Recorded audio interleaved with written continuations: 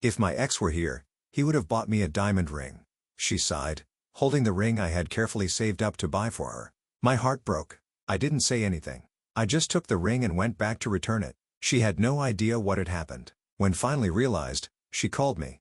I'm 26, work in IT support, and until 3 weeks ago, I thought I was about to propose to the love of my life. Her name was Lily. We'd been together for 4 years, lived together for 2, and I'd been saving for 8 months to buy her the perfect engagement ring. I should have seen the signs earlier. Maybe I did and just ignored them. Lily had always been the type to reminisce about her past relationships, but it was harmless at first. A funny story here, a casual mention there. Her most serious ex before me was a guy named Brandon, some finance bro who apparently made good money and had a taste for expensive things. They dated for 2 years before he moved across the country for work and they broke up. She always said it ended amicably, that they just weren't meant to be. Fine. I had exes too. We were adults. I didn't think much of it, but over the past 6 months, Brandon's name started coming up more often. Brandon took me to this restaurant once. Brandon's company did something similar. Brandon always said I looked good in red. I mentioned it to my younger brother Kevin during a gaming session one night. "Dude, that's weird," he said through the headset. "Why is she constantly bringing up her ex?" "I don't know. Maybe she's just comfortable talking about her past with me. Or maybe she's not over him." I brushed it off. Kevin was 23 and perpetually single. What did he know? The ring shopping happened in early November. I'd been researching for weeks, scrolling through endless websites, comparing prices, reading reviews. I wanted something elegant but not flashy, something that would make Lily's eyes light up when she saw it. I finally found it at a small jewelry store downtown. A white gold band with a princess-cut diamond. Simple and beautiful. It cost me 3 months' salary. I picked it up on a Tuesday after work, heart pounding the entire drive home. I hid it in the back of my sock drawer, already imagining the proposal. I was thinking Christmas Eve, maybe at that overlook she loved where we'd had our first real date. That Saturday, Lily and I were having coffee in the living room. She was scrolling through her phone, and I was reading articles on my laptop. Comfortable silence, the kind you only get after years together. Then she let out this long, wistful sigh. I looked up. "What's wrong?" "Nothing." She smiled, but it didn't reach her eyes. "Just thinking about what?" She hesitated, then showed me her phone. It was an Instagram post from some mutual acquaintance engagement photos. The woman showing off a massive diamond ring. "That's beautiful," I said. "Yeah." Another sigh. She set her phone down and looked at me with this expression I couldn't quite read. "You know, Brandon proposed to his girlfriend last month. I saw it on Facebook. The ring was stunning. Probably cost 20 grand. My stomach dropped, but I kept my voice neutral. Good for him. He always had great taste. She was still looking at me, and I felt like I was being measured against some invisible standard. When we were together, he bought me this incredible necklace for our anniversary. Real sapphires. I wonder sometimes what kind of ring he would have picked if we'd stayed together. I didn't know what to say, so I said nothing. She laughed. This small, almost sad sound. "Sorry, I'm being weird. I just mean it's nice when someone really goes all out. You know, shows they care, right?" I said quietly. The conversation moved on, but something had shifted. I felt sick. The following Wednesday, I came home from work to find Lily in our bedroom. She was cleaning, rearranging things, and had apparently decided to organize my dresser drawers. "Hey, you don't have to do that," I said from the doorway. "It's fine. I was just..." She paused, holding something small in her hand. "The ring box." "What's this?" My heart stopped. She opened it before I could say anything. Her expression went from curious to surprised, then to something I couldn't identify. She stared at the ring for a long moment. "Is this for me?" I swallowed hard. This wasn't how I'd planned it. No romantic setting, no speech prepared. "Yeah. I was going to propose on Christmas Eve." She took the ring out of the box, held it up to the light, studied it. The silence stretched on for what felt like hours. Then she said it. "If my ex were here, he would have bought me a diamond ring." She was still looking at the ring. The diamond ring I'd bought her when she said it.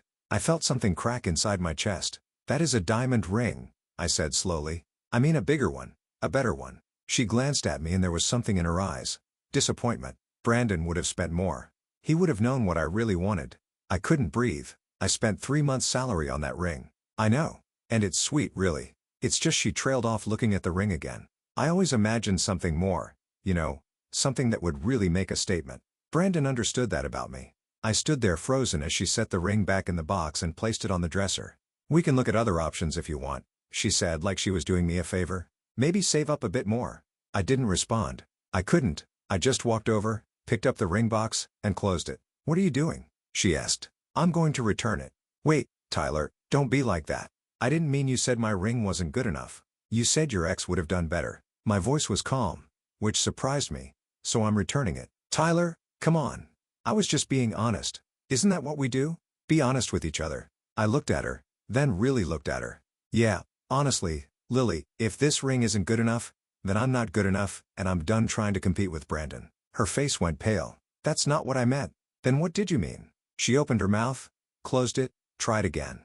I just wanted, I don't know, something special. I thought it was special, I said quietly. I spent months researching. I saved every extra penny. I picked this because I thought you'd love it. I do love it. I just know, you don't. You love the idea of what Brandon would have bought you. I put the ring box in my pocket. I need to go. Where are you going to return this? Like you suggested, I left before she could say anything else. The jewelry store was closed by the time I got there, so I drove around for 2 hours just processing everything. When I finally went back to the apartment, Lily was on the couch, her eyes red. Can we talk about this? She asked. There's nothing to talk about. Tyler, please. I made a mistake. I shouldn't have said that. Which part? The part where you compared me to your ex or the part where you told me my ring wasn't good enough? She flinched. Both. All of it. I'm sorry. Are you sorry you said it or sorry you actually think it? She didn't answer, which was answer enough. I slept on the couch that night. She tried to talk to me 3 more times, but I couldn't do it.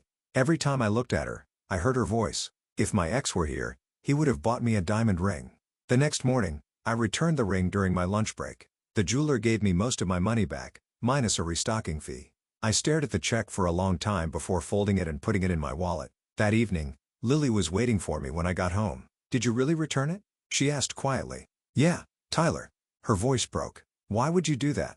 Because you didn't want it. That's not true. I was just surprised and I said something stupid without thinking. You compared me to Brandon, I interrupted. You looked at something I spent months planning and told me your ex would have done better. Do you have any idea how that felt? Tears were streaming down her face now. I'm so sorry. I'll spend the rest of my life making it up to you. Please, can we get past this? I don't think we can. What are you saying? I'm saying I can't marry someone who's still in love with her ex. I'm not in love with him. You sure act like it. You talk about him constantly. You compare everything I do to what he would have done. And when I try to propose, you tell me he would have bought you a better ring. I shook my head. I can't compete with a ghost, Lily. I won't. She was sobbing now. Please don't do this. I love you. Only you. If that were true, Brandon's name wouldn't come out of your mouth every other day. I started packing my things. We'd both signed the lease, but I made more money. I'd been covering most of the rent anyway. I told her I'd keep paying my half until she found a roommate or moved out, whichever came first. She followed me around the apartment, crying, begging, promising to change. I'll never mention him again, she said desperately. I'll block him on everything. Please, Tyler, don't leave. It's too late. It's not. We can fix this. But we couldn't. The damage was done. Every time I looked at her, I'd see her holding that ring with disappointment in her eyes. I'd hear her wishing it was from someone else. I stayed with Kevin for a few days while I found a new place. A studio apartment across town, smaller than what I was used to, but it was mine. No comparisons to past relationships. No competing with someone who wasn't even there. Lily called and texted constantly for the first week. Long messages about how sorry she was, how she'd made a terrible mistake, how she wanted to fix things. I didn't respond. Then about 10 days after I moved out, she sent a voice message. I almost deleted it without listening, but something made me hit play. She was crying. Tyler, please just talk to me. This is insane. You threw away 4 years over one stupid comment. I said I was sorry. I don't understand why you won't even give me a chance to make this right. You're being so cruel. Do you even care about what this is doing to me? I thought you loved me. I thought we were going to get married. How can you just walk away like this? You're selfish, and I deleted it halfway through. The next message came a few hours later. I didn't mean that. I'm just hurt and confused. Please call me. I blocked her number. Kevin found out a few days later when I was helping him move some furniture. So, you really ended it? He asked, grunting as we lifted a couch. Yeah. How are you doing? Honestly, better than I expected. And I was. It hurt, obviously. 4 years doesn't just disappear. But every day that passed, I felt lighter. Like I'd been carrying something heavy without realizing it. And now it was gone. 3 weeks after the breakup, I ran into Lily's best friend, Hannah, at the grocery store. We'd always gotten along, but she looked uncomfortable when she saw me. Hey, Tyler. Hey. Awkward pause. Listen, she said finally. I know it's not my place, but Lily's really torn up about this. I'm sure she is. She made a mistake. A big one. Yeah, but don't you think you're being a little harsh? I set down the box of pasta I was holding. Did she tell you what happened? The whole story. She said you proposed and then took it back over something she said. That's not quite accurate. I told her everything. The months of Brandon comparisons, the comment about the ring, all of it. Hannah's expression changed as I talked. By the end, she looked troubled. I didn't know about all the Brandon stuff, she said quietly. She left that part out. Yeah. Well, now you know. She nodded slowly. For what it's worth, I think you made the right call. If my boyfriend was constantly talking about his ex, I'd lose it. Thanks. We said goodbye and I finished my shopping. As I was loading groceries into my car, my phone buzzed. A text from an unknown number. You broke her heart. I stared at it for a moment, then realized who it must be. I didn't respond, just blocked the number. Sure enough, 20 minutes later, another text from a different unknown number. She loved you and you threw it away like it meant nothing. I blocked that one too. The third message came from what appeared to be a texting app. Call her. Fix this. She deserves better than what you're doing. I turned off my phone.